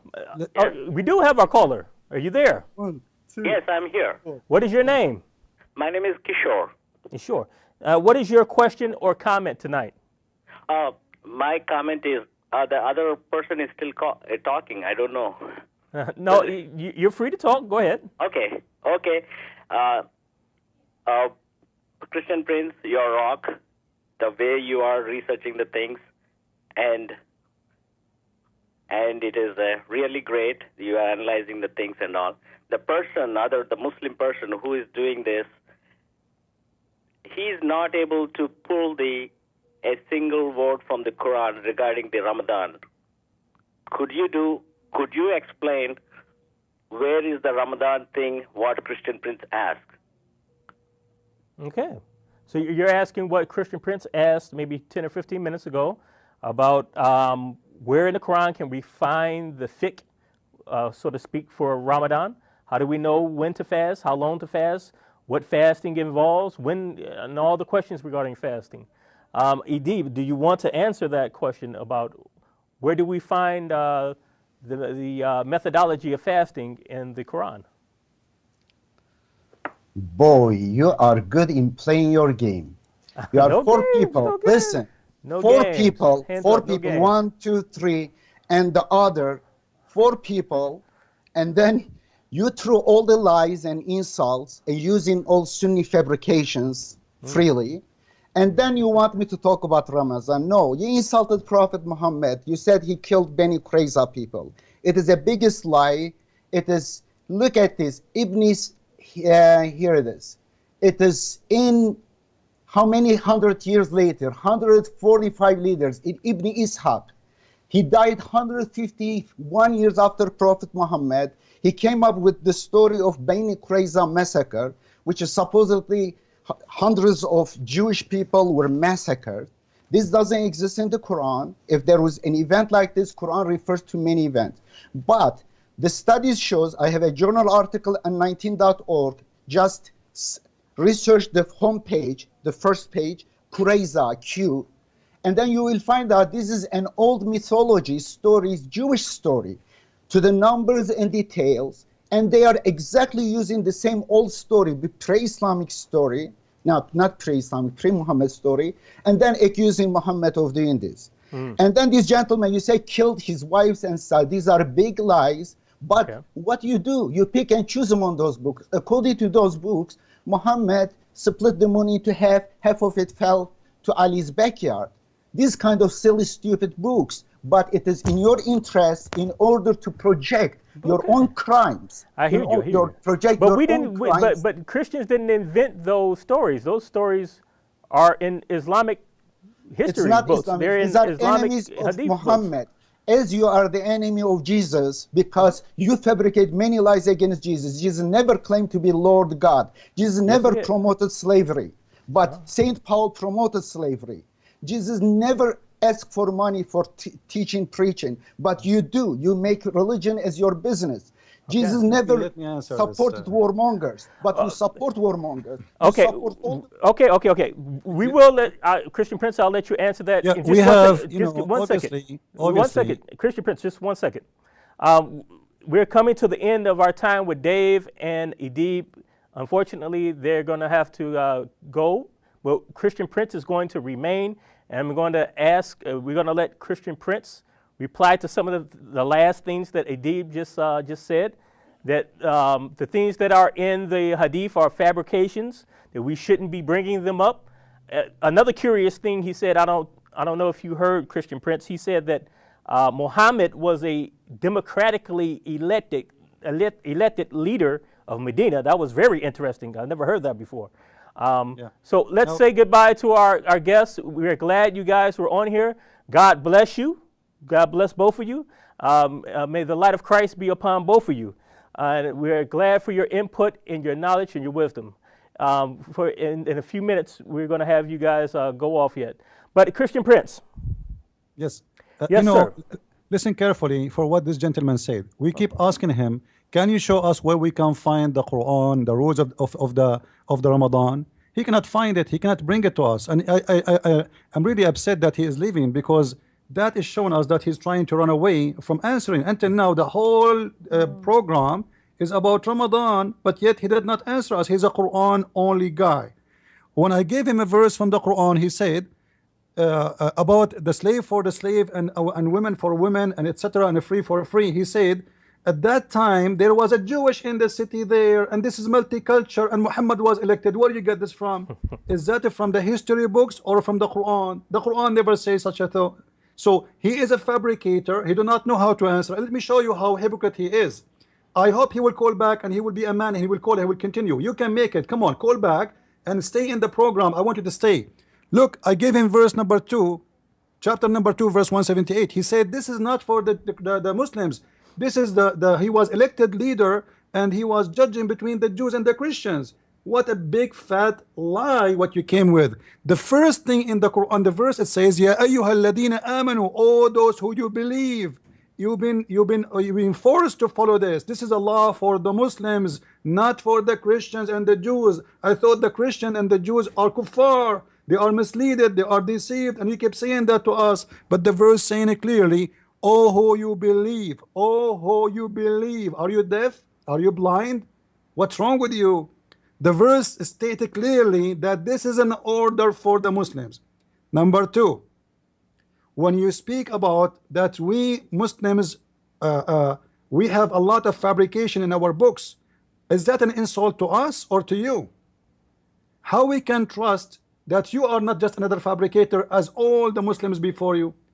Listen carefully, Christians, what this guy is saying. All Muslim books and the history of Islam is a fabrication. This is what he's saying. Now he make a new book, and that will make him simply, he is the one to be trusted. As you are saying to us, we have 1 billion ant, all of them, they are a bunch of liars, and I am the only ant is truthful. That will be the joke of the year. Additional to that, where you got your resource from? If we go to the Quran, just to show everybody, I'm happy that brother Dave, he have patience. I hope I'm not because I know he like to share with us. You know, if you go in the Quran, chapter 19, verse number 26, this is a chapter of Mary or Maryam. You will see the Quran is speaking about fasting from talking. Fasting from talking. Where in the Quran is speaking about fasting from eating? Which means if this guy do not go by anything except the Quran. I would have loved him. I would have loved for him to give an answer to that, but he didn't. He wanted to attack Christians, and I hope he doesn't accuse us of insulting and attacking him, because in reality he began his talk with insulting Christians and insulting me directly. But we do still have Dave here. You still have Dave Ejima here, and before he leaves, let's get one more word from him. Just let him say one more thing. Dave, you heard Edip's reply before he left. He's gone now. What were your thoughts on that? Well, he's a liar and a deceiver, and he doesn't even know his own religion. A good Muslim is supposed to basically do what the Quran says and do what basically Muhammad did and said in the Hadith and the Sirah. And he's saying he doesn't want to do that, so I guess he's not a good Muslim. But I really want to get to the point of the fact that if we're going to talk about the blood sacrifice in Ramadan, this is a dangerous time. This is where the Muslims, when they don't hear from that angel that spoke to Muhammad, they think the only way they can go to heaven is through jihad. And remember what I said at the beginning of the program. They have got to give 2.5% of their wealth as like a tithe, which a Christian would do, but 7.5% of that has to go to jihad. But if they're in war, like they are now, they can give all of their 2.5% to jihad. Folks, we are at war with Islam today. Islam is at war with the world until they get their worldwide caliphate and their worldwide government, and Sharia law is the law of the land. That's what they're trying to do in the United States. That's what they're trying to do in England and France and Germany. And it's not working. They're having major problems. Folks, beware during these last 10 days of Ramadan. More is going to happen. Thank you. I hope not. I hope that prediction is wrong. But unfortunately, we do know that these last 10 days are a time when the Muslim is told by Islam they have to strive, especially to catch the night of power, when the sacred tablet supposedly came down from Allah to the lower heaven where the angels are, and then the angel brought it down to Muhammad. This night supposedly is supposed to be better than 1,000 months. Where any deed that you do for Allah is like you did it for 83 years. So if you were to be mujahideen and you blow yourself up, it's like you blew yourself up every year for 83 years. You receive all these good deeds so you can enter Jannah. This is, I don't understand. I don't understand how anyone can live with that type of teaching and not have their soul and their consciousness be bothered by them. Now, could I inject one thing? Yes, you can. Muslims out there, read the Bible, because most Muslims don't know anything about Christianity except what they see in movies and TV and so forth and music. But read the Bible and find out how many prophecies there were prophecies that were going to happen in the future. There's hundreds and thousands of them that occurred in Jesus Christ alone. Yes. There's none of that in Islam. So the very fact, if you're a mathematical person, what's the probability of all these prophecies in the Old Testament coming true in the New Testament? It's infinitesimal. I mean, it's like 10 to the 27th power. It's like, it's got to be true simply because of all these prophecies that were prophesied in the Old Testament occurred in the New Testament, some in the Old Testament. There's none of that in the Quran and the Hadith and the Sirah. And when he says that Muhammad was a good man, he was a pedophile. He married a 6-year-old girl. He consummated the marriage at 9. He killed people. When he went back to Mecca, when they wouldn't serve him and accept him, he killed, what, 600 or 700 Jews with his then 12-year-old wife. So, folks, just study the scripture, pray, and if you hear from Allah, ask to hear from the God of Abraham, Isaac, and Jacob. He'll speak to you. He'll talk to you. My good friend Kamal Salim, that's what he did, and God spoke to him direct, and he is now Christian, and he speaks out vehemently against Islamic faith. Even though he loves the Muslims, he wants them to come to the Lord, and that's my goal as well. I want them to come to the Lord, but if they're going to come over here and fight and kill and rape, I will fight back. Amen, amen. Now, I'm a prior military guy, so that's kind of going to be my attitude, and I think that's the way America's starting to see this now, is we have to stop the refugees from coming in the United States for civilization jihad. Amen. Now, we have 5 more minutes before we go to a break. And Christian Prince, I hope you're still there. I just wanted to ask you, since the topic is Ramadan and the human blood sacrifice, according to our Muslim guest who is no longer here, Muhammad was a democratically elected leader. So does that mean that Islam is compatible with democracy? And if we instill if we had a Muslim president of the United States of America, he would rule with democracy and fairness and equal votes for people of all religions and faiths. You know, this guy, he come with everything which will make him look good, but he cannot prove anything of what he said. Like as an example, when he said that Muhammad was an elected leader of a multicultural community, where he get this from? He reject all Islamic history books, but yet he come with something coming from history, not from the Quran. And if you ask him where this coming from, he will hit the door with his foot and he will run like a child. Now, I want to say first thank you to Brother David, and I understand that he's a former congressman too, right? Yes. If I'm not mistaken. So he lived the politics, and he know how the politics atmosphere come with. So I'm glad that he is not politically correct, because usually when you speak about politics, you speak about people say things not what they should say, you know. But this brother here is a great person who say things as it is, and I'm happy to have him with us. Amen. And we need all of us as a Christians. It's military also. Some people, they might say, I was very tough on this man. We need to be tough, because the truth have to be told as it is. Stop putting makeup on things. Things have to be told as it is. If the shirt of Mr. Dave is yellow, I have to say it's yellow. I cannot say it's red. That is not right. Wrong is wrong, right is right. So this is the first thing we need to do. Now, what he said about his democracy, the Quran say clearly that wherever the prophet he give you, you obey, and wherever the prophet he forbid you, you forbid. Yes. So where is democracy? He's not even asking them, can I do that? Should I do that? Even the prayer the Muslims they do, like if we ask this Turkish guy, where you learned how to pray? Is it in the Quran? No. No. Where in the Quran it says pray 5 times? It does not say in the Quran. The Quran says pray only 3 times.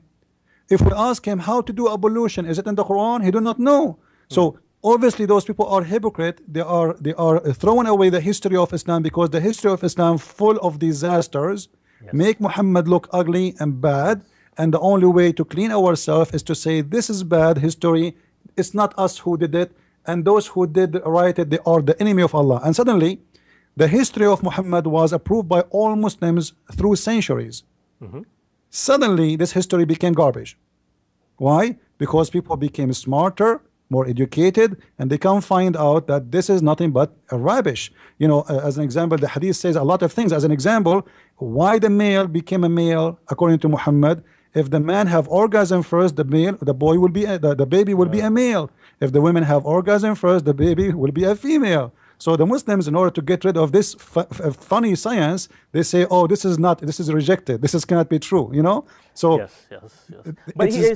But I understand his reaction, because when you read the hadith, it should turn you off. It should be shocking, but he's taken the wrong, incorrect route. Correctly, the shock of the hadith and the history of Islam should lead you out of Islam. Now we have to take a break, and we will be right back. The show is still not over. We still have more to go. Please don't go anywhere. This is the Trinity Channel. I'm C.L. Edwards, callingmuslims.org. We will be right back. To our viewers all over the world, you can watch us by satellite through the following frequencies. For North America and Canada, please join us on the Galaxy 19 satellite, frequency 11966 horizontal. For Europe and Middle East, join us on the Hotbird satellite, frequency 12111 vertical. For Australia and New Zealand, please join us on the Optus 2 satellite, frequency 12546 vertical. For more information, please call the number on your screen or visit us at trinitychannel.com.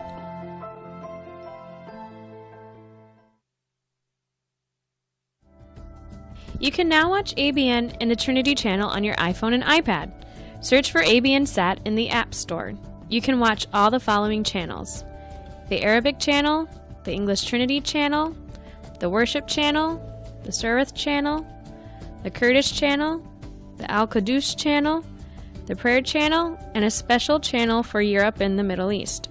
For more information, please call the number on your screen or visit us at trinitychannel.com. ABN viewers, to watch free reruns of our marathon shows, apologetic shows, and English programs, go to www.youtube.com and type Trinity Channel. Here at ABN, we make it easier for viewers like you to watch programs. For more information, call us at 248-416-1300. Yes, and welcome back to the Trinity Channel. You are viewing us either through satellite, you're viewing us through live stream. You have the app downloaded. If you don't have the app downloaded, what are you doing? You need to download it. We are here, and I'm your guest, C.L. Edwards of callingmuslims.org, and we've had a very lively, very in-depth conversation. We've had with us Christian Prince, Dave Ajema, and we had our Muslim of Turkish descent with us for a time over Skype, and that was Edip, Yüksel. He made a lot of claims. He says that Muhammad was not a murderer, he was not a killer, he was not a false prophet, that the things that you see in the hadith, that doesn't apply. Those things came from the Jews. They came from the Jews. They were tall tales that somehow made it into Islamic history, and he rejects all of it. He condemned Sunnis and Shia, and at the same time, he tried to condemn Christians and claimed that Christians are killing Shia and Sunnis. And it was hard to really follow and understand a lot of the things he said, but we did give him equal time. We were respectful as much as possible. He began disrespectful, and if he got a bad reaction, it's only because it was a reaction to things that he said. But we do give our Muslim friends and our Muslim callers equal times. We give them time to voice their opinion and to give their answers, and that's exactly what we did. Now, Dave Ajema has left, and we thank Dave for being a part of the show. We thank him for his insight and all the things that he had to say. But we still have Christian Prince, and I believe Christian Prince is still on the line. Are you still there, Christian? Yes, I'm with you. Yes. Now, we were just talking, the subject of the show is, of course, Ramadan and human blood sacrifices. Now, let me ask you about this title for people who are confused out there who are watching us. And we have maybe less than half an hour to go. But what is this whole thing about human blood sacrifices? What does that have to do with Ramadan? Islam is a religion of peace. Muhammad is a democratically elected leader of a multicultural Medina society. So where does human sacrifice even fit into any of that? Well, if we study Islam and we study Islamic books, not Christian books, you know, we are not talking about, we are getting our things from Christian books.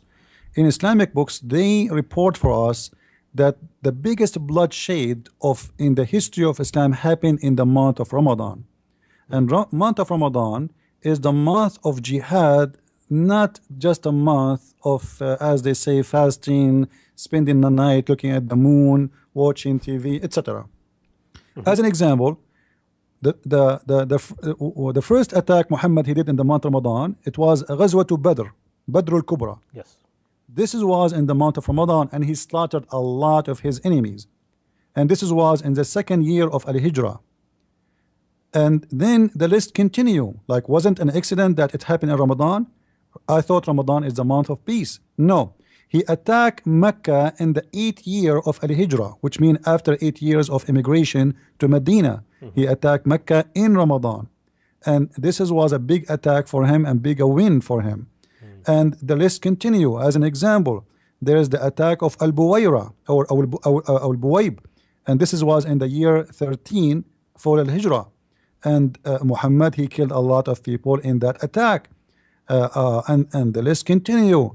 Fathul Nawba, and this is like, you know, those things done by Muhammad and done by the followers of Muhammad after him. Always the month of Ramadan. Actually, the last war we remember, it was in the month of Ramadan, a big war, if we can remember. It was the war of 1973 against Israel. Yes. All the Muslim countries, they gather together and they attack Israel in the month of Ramadan. So the month of Ramadan specifically always present bloodshed and killing, and it's a mercy for the Muslims to each other. However, it's a bloodshed for the non-Muslims. Now, we did not talk really. I wish this guy, the Turkish guy, will stay with us, because I think he is very fun and I like to have him with us again, but too bad he is very upset. Wow. And I hope he is not going to have some kind of heart problem. And still I invite him to debate me any form he like, anywhere he want, if he dare. Now, if we go, by the way, when we speak about the month of Ramadan, you will see the problem is people are ignorant, people do not read. If you go in the Quran, you will see the Quran saying that you fast for ayyamun ma'dudat, which if you go to chapter 2 verse number 183, it says kutiba alaykumus siyam, all right, the same as it was for the people before you. What does that mean? Is that Ramadan? Who is the people before Muslims? If this is for the Christians and the Jews, well, we don't have Ramadan. No. We never heard of Ramadan, and no Jews practice Ramadan, and nobody have such a thing. So when the Quran confirmed that this is something was a practice for people who before us, all right, what is that is about? The Muslims, they believe in something in giving sacrifice. Like this guy, he said, like he did not answer our questions. We are talking about sacrifice. You see, the sacrifice of Ramadan at the end of the Ramadan, what is the point of it? I challenge any Muslim to tell me, you sacrifice at the end of the Ramadan, a big sacrifice, and you call it Eid al-Adha, which means the day of sacrifice. Now you sacrifice to who and for what? If Islam is against bloodshed, and you Muslims don't believe in a bloodshed for God, who is the one you are sacrificing to? Now, in this guy, in his book translation, I tried to read his translation. I could not understand it because his notes is more than the translation. So I was able to get to the notes, but I could not see the verse. Back on the time, we know in the Bible it says that Abraham came from a city, it's called Ur, and then he immigrated to a city, it's called Haran. Now Haran, it's a hot city. Haran is coming from like hot. It's a place of like hot place.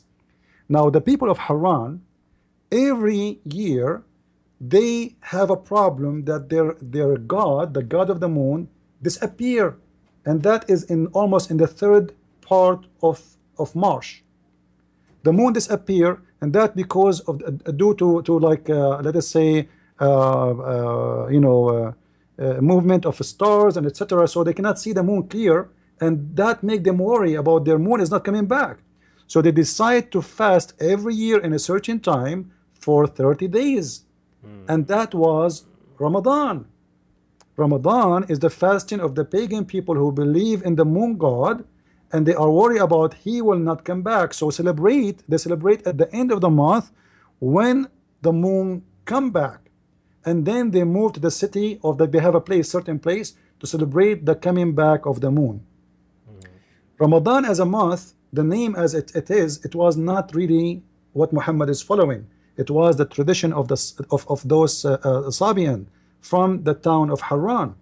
And Muhammad, he was just copying them to the point he copied something you just mentioned. It says the night of power, Laylatul Qadr.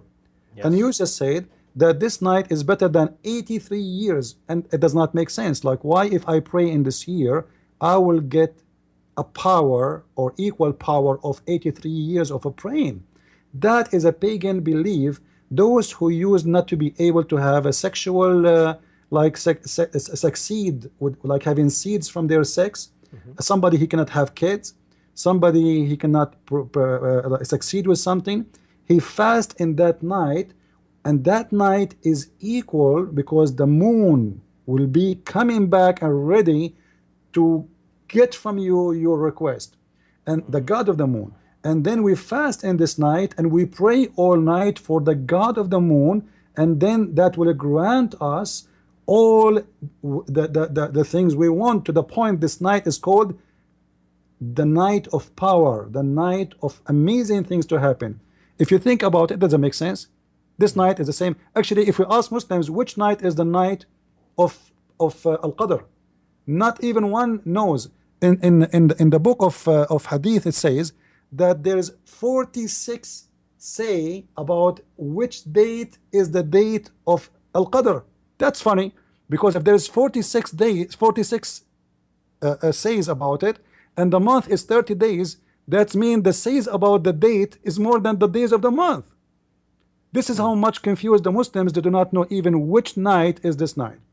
So those people, in order to present themselves to the moon god, they used to give sacrifice, and this god will grant them a lot of grant, like you want to have good fruits from your trees, you want to have good we know the god Baal, the god of fertilizing, the god of fertility.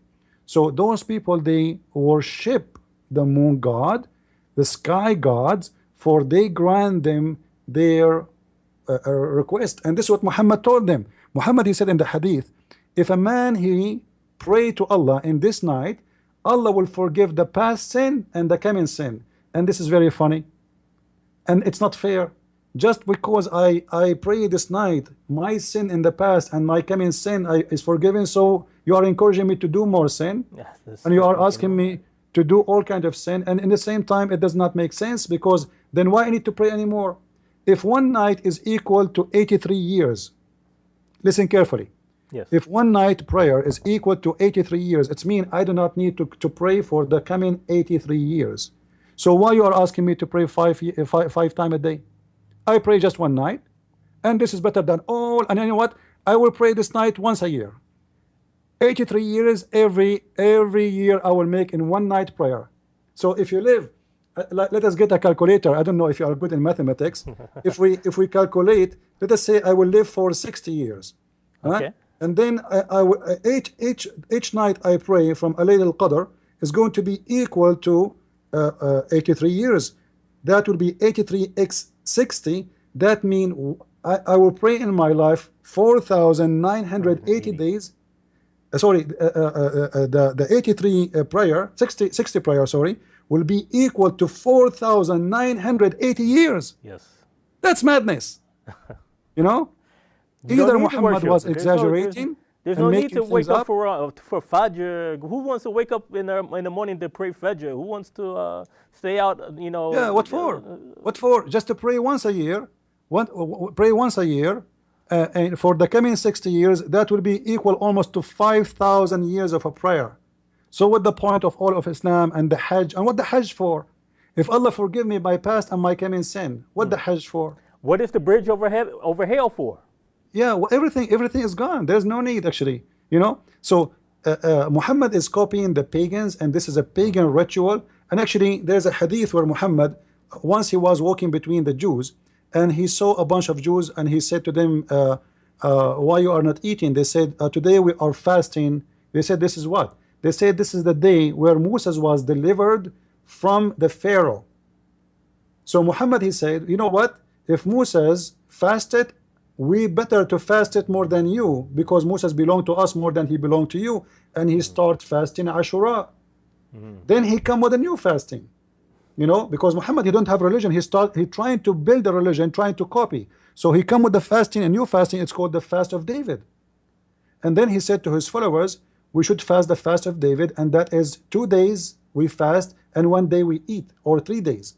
Now, what is the fast of David, and why you are copying, and what happened to it? The Muslim, they say the fasting of Ashura and the fasting of David is abrogated by the fasting of Ramadan. If Ramadan is so important to the point even Allah, he sent the Quran in Ramadan, why Muhammad is trying to find a day to fast in? Why Allah did not tell him from the beginning, you know what, this is a day you should fast? In the Quran chapter 2 verse 184, it says the days of fasting is ayyamun ma'dudat, few days, not 30, not a month. That what you just said makes perfect sense. If Muhammad received his first encounter during the month of Ramadan, he received the first verses of the Quran during the month of Ramadan, wouldn't he have just set that date from the beginning? We're going to fast Ramadan. Anything. And there is no fasting in the Quran, you know. The Quran never speak about fasting from food, as you see. And even it says ayyamun ma'dudat, which means a few days. Few days in Arabic, it have to be between 3 to 9. It cannot be 10. It cannot be ma'dudat. It means you can count them by your fingers. You know what I mean? This is what ma'dudat mean. You can count them by your hand. So if this is what the Quran is saying, where you come with the month of 30 days? This is not in the Quran. This is from the ABN. Muhammad, he practiced. Muhammad always, he copy from others. He liked the ideas. He adopt the ideas. And there is tons of hadiths and tons of stories. Now, as long the Quran mentioned that Mary, she was told to fast, you know, the verse in the Quran in chapter 19 verse 26, the Quran says that eat and drink. And if somebody asks you, says, I'm fasting. From what? From talking. So according to the Quran, fasting is fasting from talking. It's not fasting from eating. But this guy, the Turkish guy who was with us, he said, I don't follow the hadith, I follow only the Quran. Okay, show me where in the Quran it says you fast from eating. It doesn't say that. The Quran confirm only one kind of fasting. That is fasting from speaking. Yes. Which can be found in the Quran. And you see, the problem with Muslims, they get offended as soon you say to them the answer. He just call us all kind of names. Yes. He don't get offended, and he don't say like, you know what, I'm calling them liars, killers, thieves, corrupter, etc., etc. It's okay to offend us, but the second you start giving him the answer, he started crying, and I'm going to leave, and I cannot stay, and etc. Well, how come you offend us and you call us all kind of names and we stay? It's all right. Now, if we continue actually in this topic is really big. Like now, I'm working in a book. It's going to be called mostly The Roots of the Quran. Additional to my first book, The Deception of Allah and Quran and Science, and now I have a French book. It's called The Secret du Prophète Arabe. The fourth book is going to explain where all these stories Muhammad is coming with, and all is supported with the clear evidence which Muslims cannot deny. And as you know, we do not use a Christian resource. We use Muslim resource. And even those who claim to be Quran only, they cannot refute it. For Quran never been a book to follow. As an example, the Quran itself confirm that you have to obey the Prophet, and whatever he forbid, you forbid. Yes. Now, in order to obey the Prophet, you have to follow what he said. Yes. Not only what the Quran said. You see, when the Quran, as an example, in chapter 4, verse number 59, it says, Ya ayyuha alladhina amanu ati'u Allah wa ati'u Rasul. "Oh, who you believe, obey Allah and the Prophet." So this is mean we have to keep Yes. two words: the words of Allah and the words of the Prophet. So if you deny the hadith, it's mean you are obeying half of Islam, because you have to obey both. Can I obey only Allah without obeying Muhammad? No. There is many things Muhammad, he says, abrogate the Quran. As an example, where in the Quran we can find stoning to death? It's not there. It is in the hadith. As an example, the woman, if she is divorced, she have to wait for 4 months. Okay, where we can, what we would do then? There's a contradiction. Yes. There is many things. So if we don't follow Muhammad teaching, then Islam is missing. And this is what, and this is one of the funny things about Muslims. They say to us, Quran is the book of God. Well, how come the book of God is not perfect, complete without the words of Muhammad? And you're right. And when you said that, you reminded me of another verse in the Quran that's after the one you just quoted in Surah 456. No, Surah 454. Allah supposedly says, "But no, they can have no faith until they make you, O Muhammad, judge in everything, and they find within themselves no dispute." Yes. Actually, the logic of Muslims they come with, it's always they are the one who pick up their cherries. So we are the people who corrupt our Bible. And by the way, when a Muslim he speak that Christians corrupt the Bible, I advise the Christians not to defend, because a Muslim, when he say that, he is attacking the Bible sent by Allah, not my Bible. So the Muslims is proving to us again that Allah cannot be God. Allah, he sent a book, it's called the Bible, and then he could not protect it. So what's my problem? Well, even this Edip guy, according to Sunnism, the Sunnah is a wahi, it's a revelation, it's the second revelation, as you just told us. But this guy says the second revelation has been corrupted by Jews. He says that the hadith is written long after Muhammad. Well, the Quran you have is written when? It's written after. The oldest copy of the Quran the Muslims they have today is written 700 years after Muhammad, and nobody have any original copy of the Quran, not even one manuscript. The Muslim, they were so happy, if you remember, for Birmingham manuscript, which is 1 page, 2 sides, 1 page, and even that page it says very close to the Quran today, which means it's not the same. They don't have any manuscript, and each manuscript we find of the Quran contradict the other one. So when you say you don't follow the hadith but you accept a book written even after the hadith, do you have the original book? They say to you the original book, the older original book Muslims they have is right now in Turkey. According to Muslims, it is 300 years old after Muhammad. According to Muslims. According to scientists, 700 years. Not to cut you off, but we do have a caller, and we only have like maybe 5 minutes left in the program. So we want to let the caller make a statement or a question. And I believe his name is Kaz from New York. Yes, I'm a woman, but that's fine. Sorry. That's okay. I was just wondering, and I'm sorry if maybe this was already brought up. I'm not sure. Okay. But they talked about the Muslim man talked about the the Sunnis and the Shiites. Yes. And I was just wondering. I also heard of the Ahmadiyyan. I'm sorry if I'm mispronouncing that, but I was wondering if they all take this choice to do jihad, for lack of a better term, or terrorism, if they all fall under Ramadan. Fantastic show. Thank you. Love it, love it, love it. And I'll be quiet and just if anybody could briefly answer that for me. Thank you. CP, did you hear that question? I'm not sure what it was. The voice wasn't clear. Can you tell me? She said, you still there? Well, I know of 3 types of Muslim. Sunni, Shia, and Ahmadin.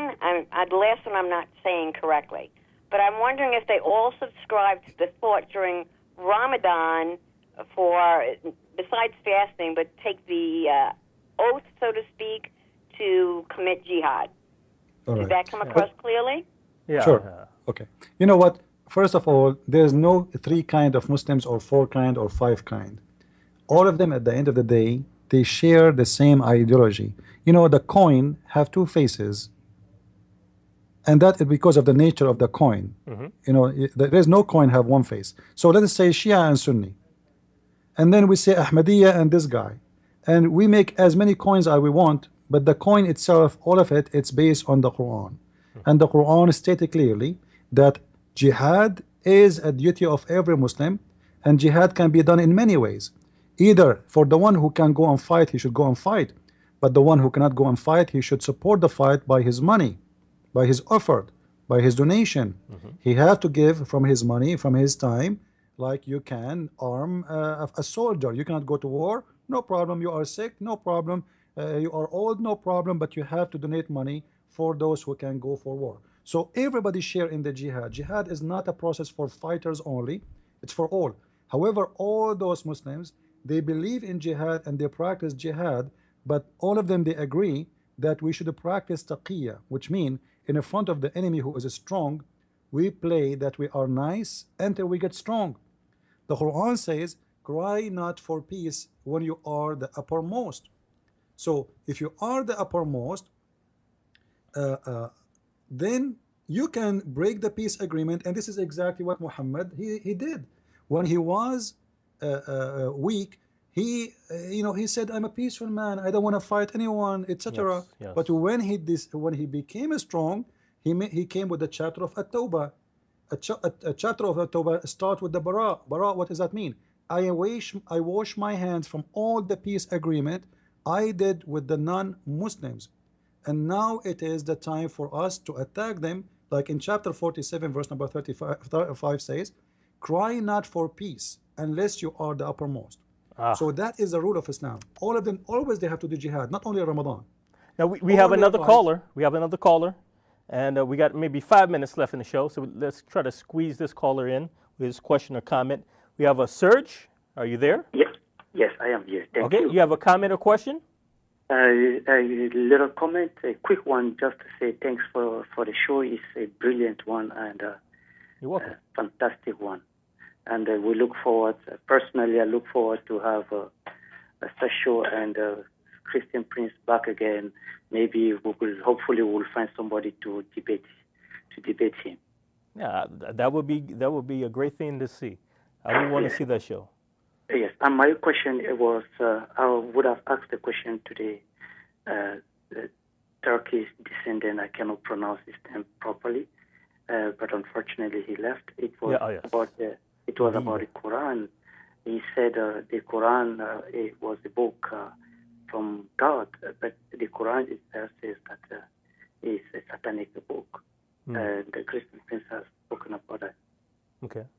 So you're saying that Edip, our former guest who was on earlier, he said it was a book from God, but you see it as a book from Shaitan, the Satan.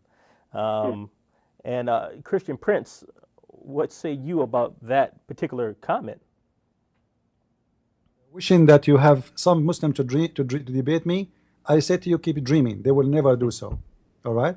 Now, about the Quran is the book of Shaitan.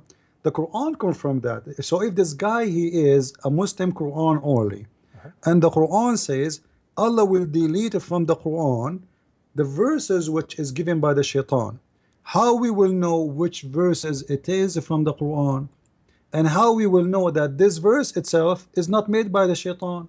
As long you are saying to me, Shaitan, and this is in chapter 22 verse number 52, Shaitan gave verses to Muhammad, and Muhammad recited the verses, and Muhammad did not notice, and he went home, and after 2 weeks, suddenly, angel, he came to him, and he said, you know what? The verses you recited, it is from Shaitan.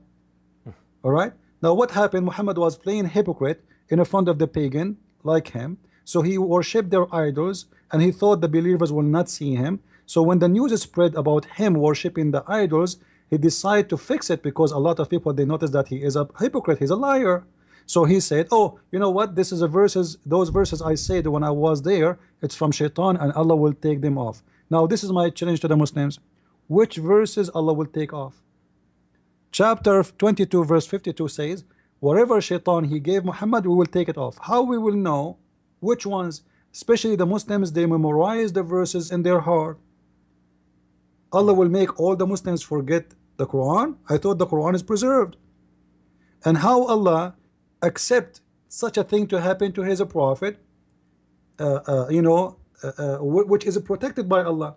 You know, the Quran confirmed that Muhammad is protected from the Satan, and nobody can, like Shaitan, have no authority over Muhammad or even Muslims.